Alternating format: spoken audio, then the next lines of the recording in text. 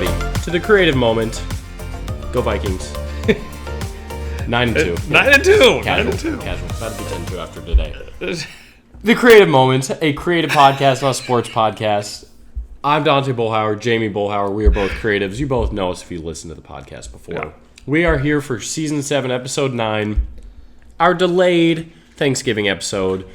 It just how the cookie crumbles, uploading every 2 weeks on Tuesday.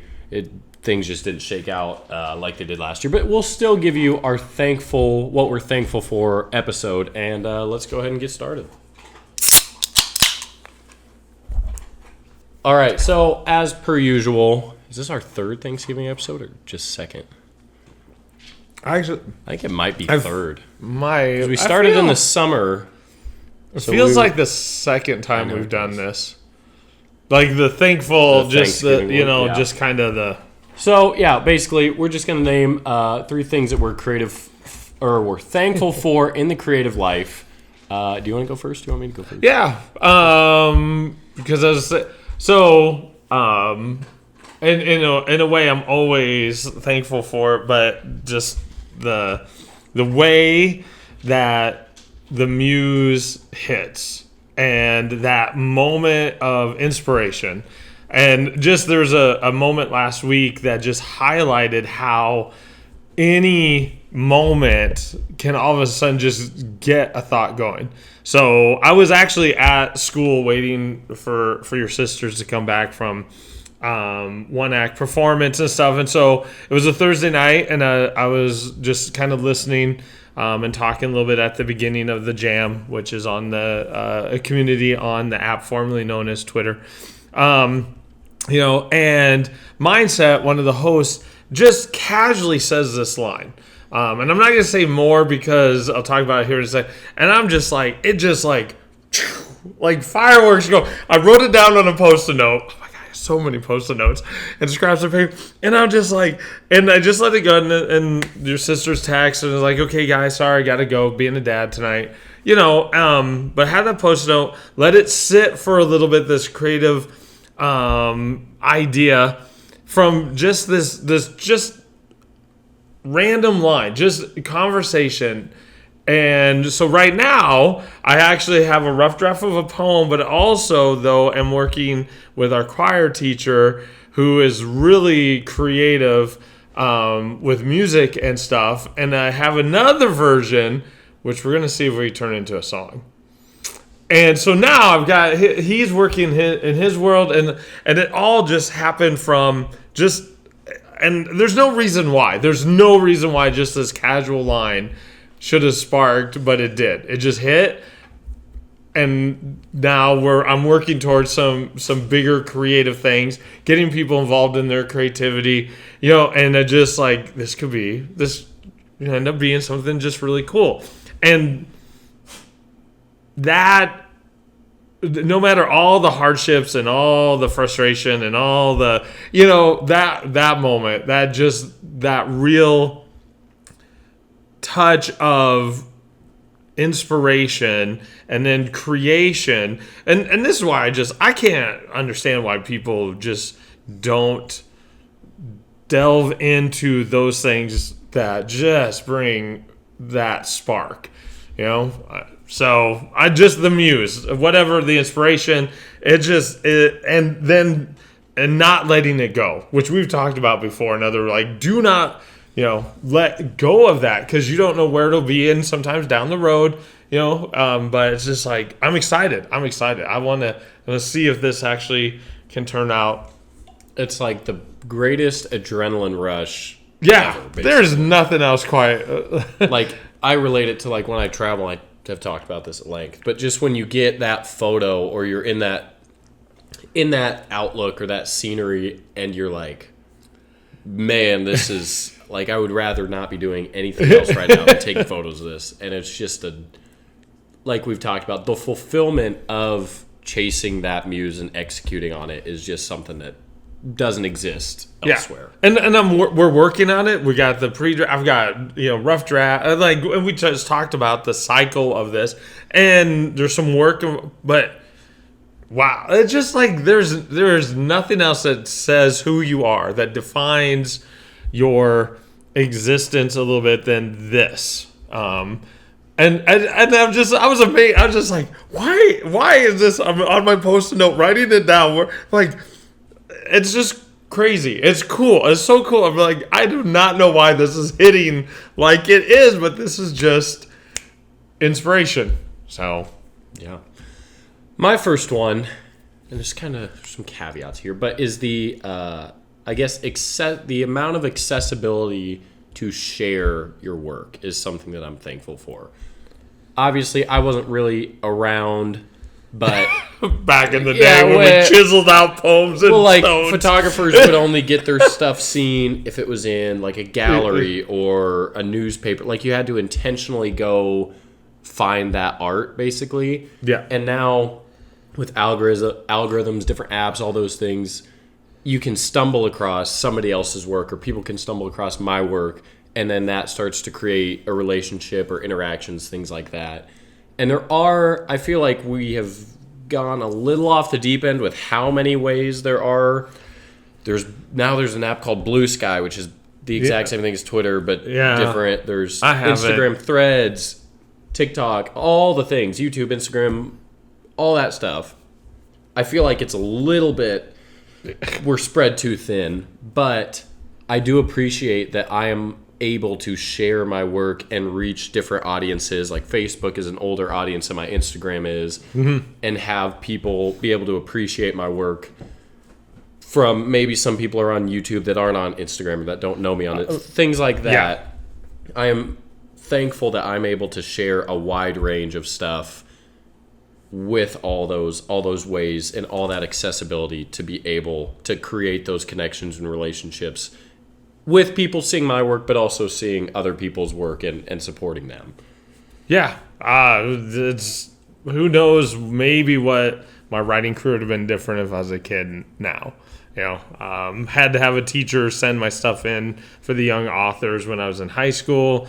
You know, back in college, I peddled my first, book, had it printed at a local print shop, and, was walking around town and, and stuff like that. So, but yeah, I do also, oh my gosh, we're saturated.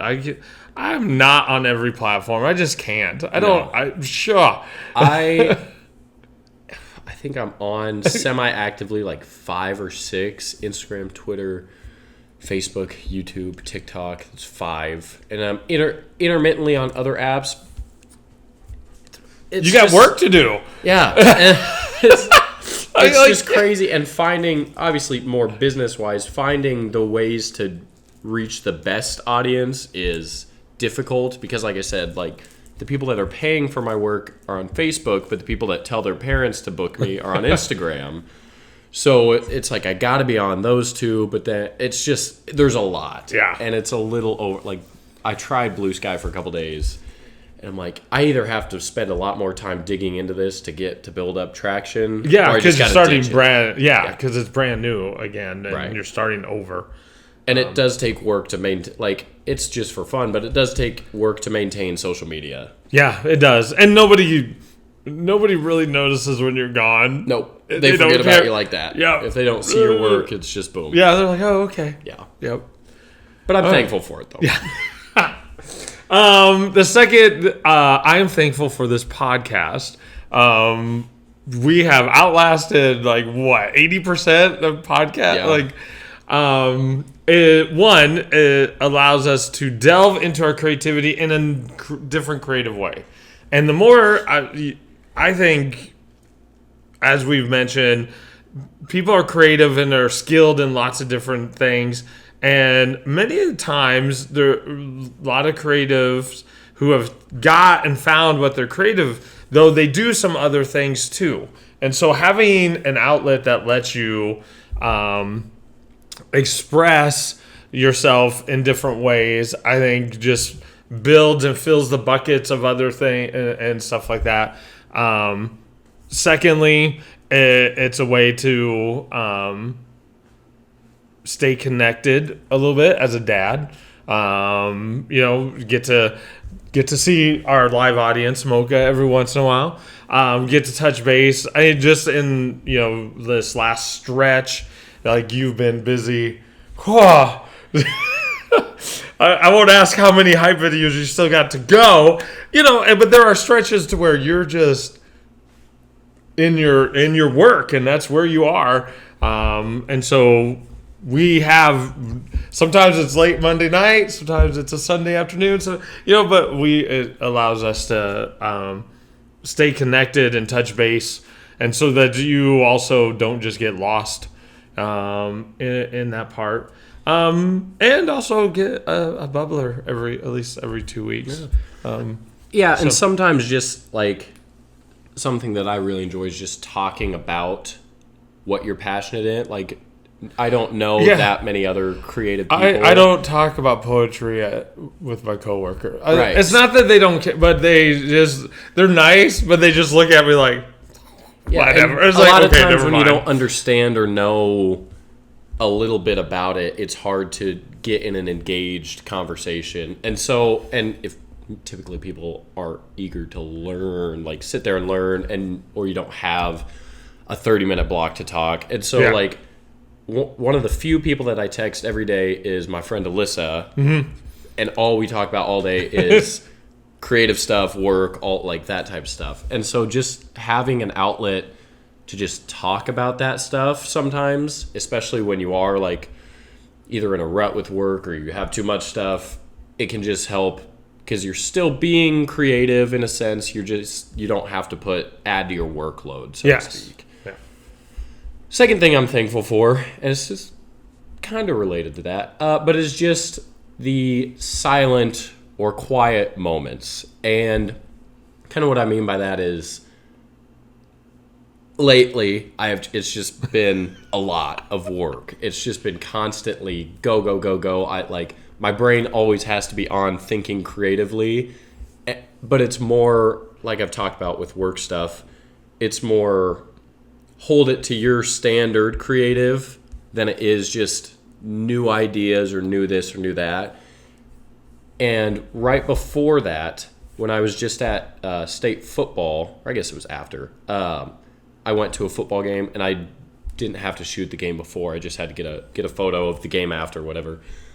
But I just got to sit at a sporting event, and I don't know how long, probably years, where I didn't have to work that game or didn't have to be like, oh, what shot do I need? What do I need to get? This type of thing.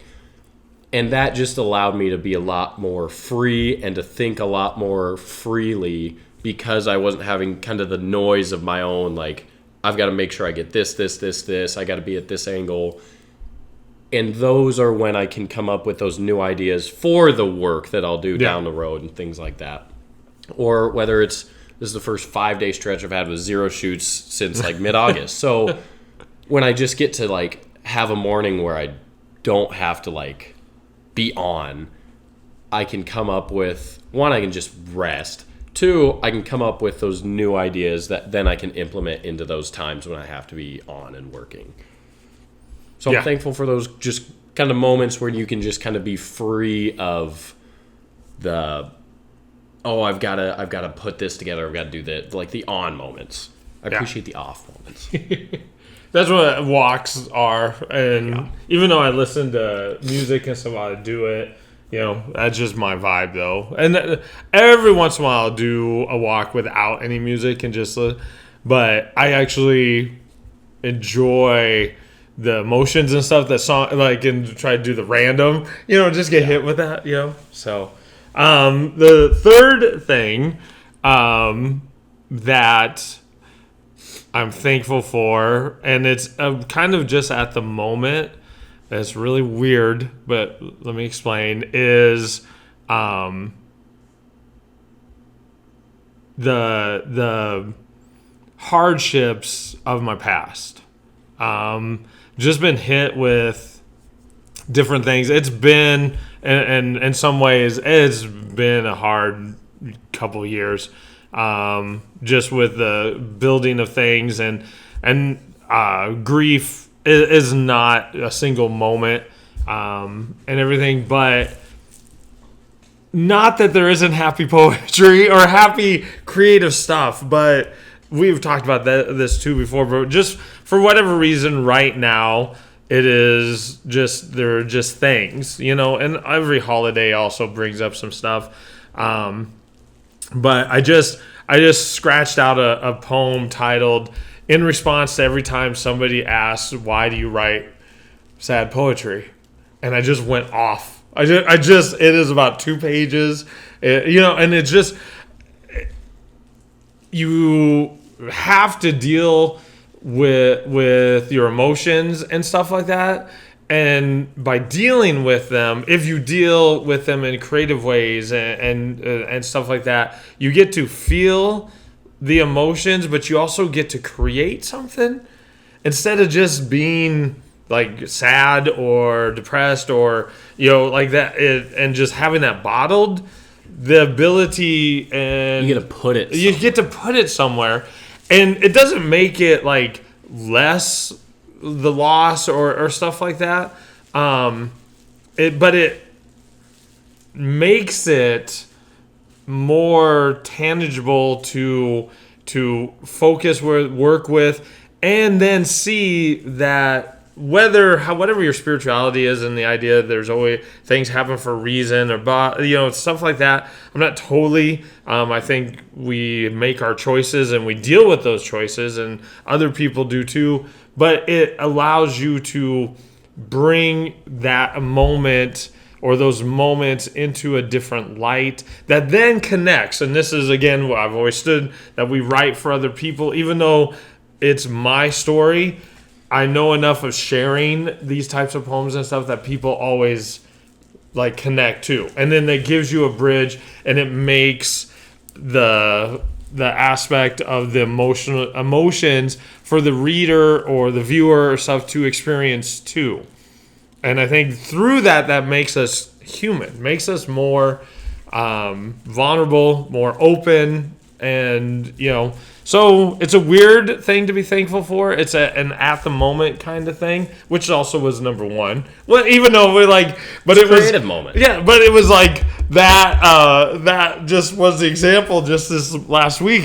So I am thankful to a small degree, in the sense of having those hard times, and then creating from them, using that as its own inspiration.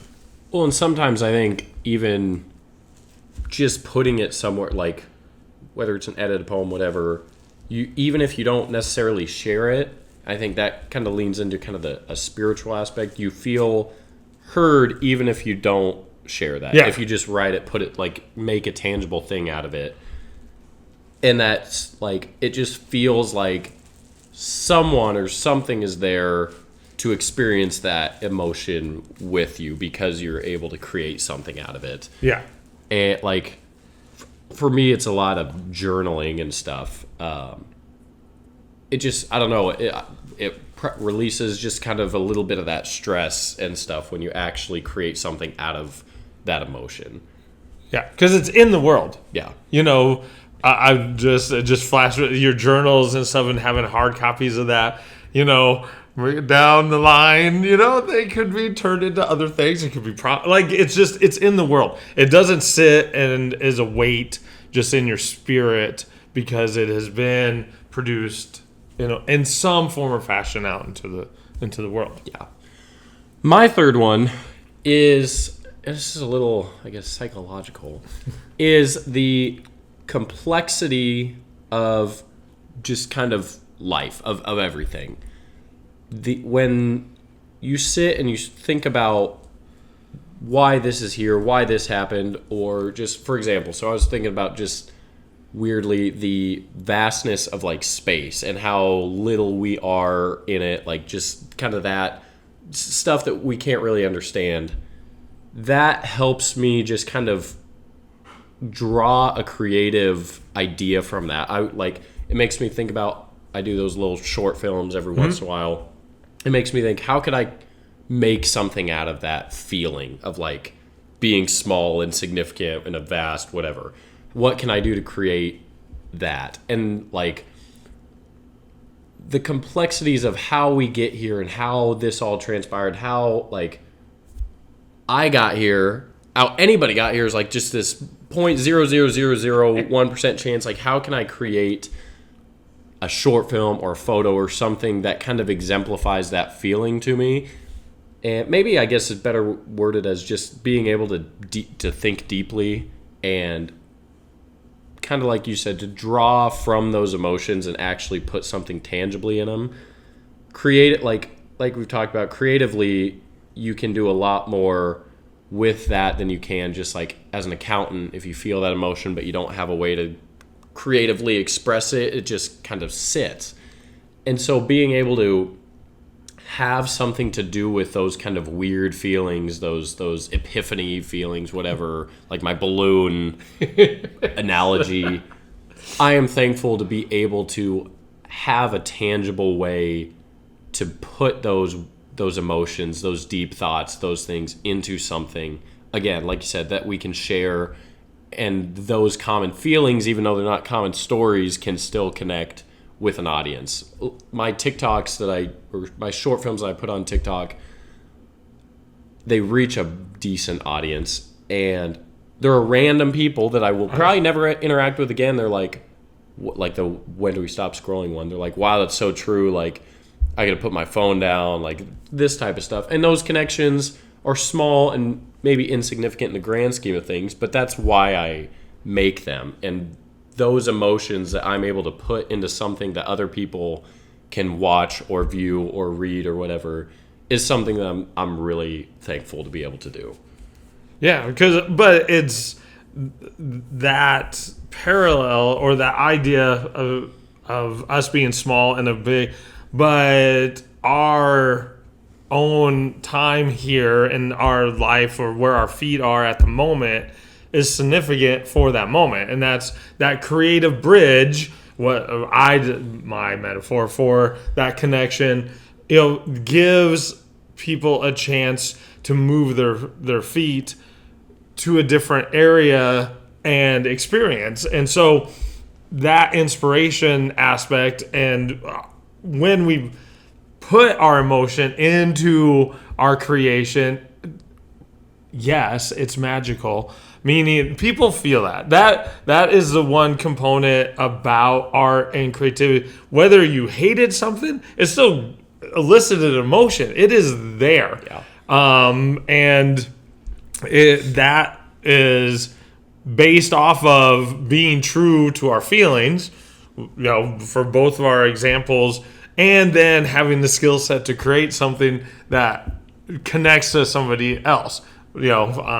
Which we've talked about skill set and stuff to another thing. So, well, and I think like kind of on a side note, when you create for kind of that reason to elicit those emotions versus clout creating, like we've talked about way back, like season 4 or something, it is tangible when you look at this and you say, yeah, they just wanted to get 40,000 likes on Twitter versus they really tried to tell a story or capture an emotion in this art. And so when you create for the right reasons, that is a lot more fulfilling and will connect with a lot more people than if you're just just trying to go famous on whatever. Yeah. So with that, those are our 6 total things that we're thankful for. We're thankful for you guys, obviously, for your support just over the years. YouTube, Spotify, wherever you support us, we're thankful for that. Hope you guys have a great holiday season. We will have kind of a Christmas special. It'll be mid-December, but it'll still be Christmas season. It'll be our Christmas episode. We'll have one pretty close to New Year's too. Yeah, which would then be the next season premiere. That's true. See how we did that? This was all calculated. We planned season 8 for January 1st, 2025. But yeah, we are wherever you can find us. We'll get back up on Apple. Trust me on that. But yeah, that was season 7, episode 9 of The Creative Moment. Happy holidays again, and we'll see you guys in a couple weeks.